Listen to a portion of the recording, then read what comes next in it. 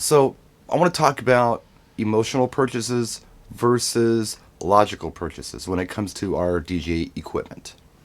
First, let's talk about an emotional purchase. This is when, let's say that you have a controller that you're using and it works perfectly fine, it sounds great, and all that kind of stuff. But the new controller came out and you like it. You think it's pretty cool, so you want to buy it.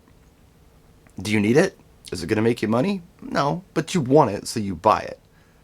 And that's okay. There's nothing wrong with making an emotional purchase.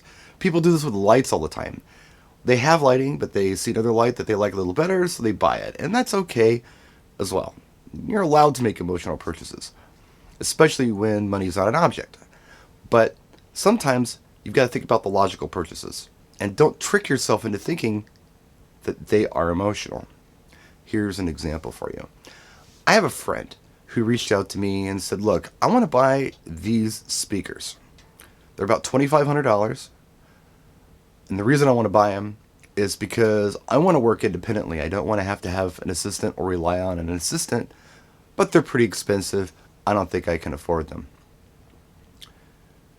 And I thought about it and I said, okay, well, if they're $2,500 and you do 20 events with them, that's $125 per event. And then you've got them paid off.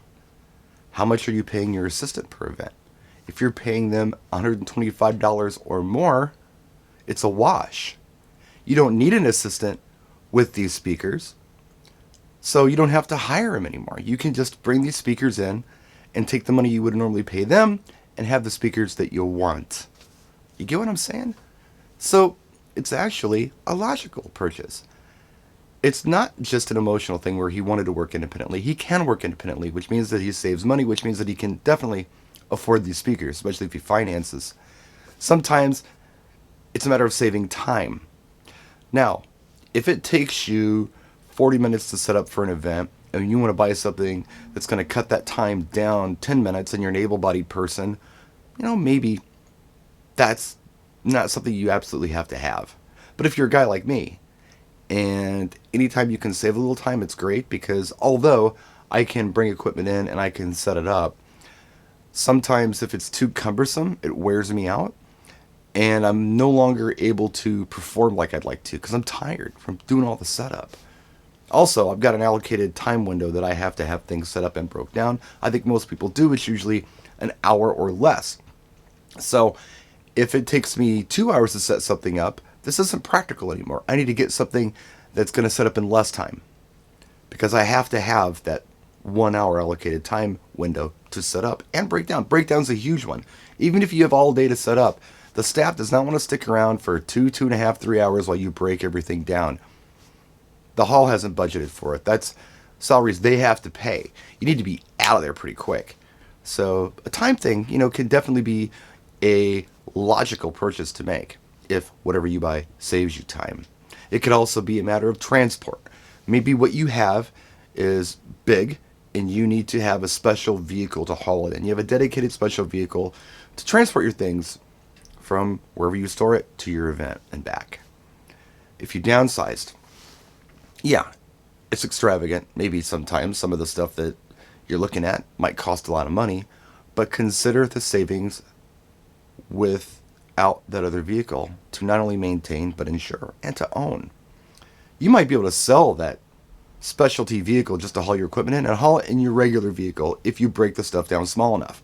You're not paying the insurance anymore, you're not paying the fuel or the upkeep or the payment or anything else anymore on this specialty vehicle. So that's a savings. It could absolutely be a logical purchase for you to downsize. These are all the things you have to think about. And I just wanted to kind of get you guys thinking. When you're looking at a product, if it's an emotional purchase and you know it is, cool. If you can afford it, buy it. But if it's something that you feel like you could use, yet you can't afford it, think about it logically. Are you going to save time? Are you going to save money? Is it going to be a safety issue? I used to have these amplifiers that were Crown Macrotechs. If you remember those, they were boat anchors. And I was looking at these digital amplifiers. They're only 17 pounds a piece. And I thought, wow, those cost a lot of money. I don't know if I should buy them or not. But I thought about it.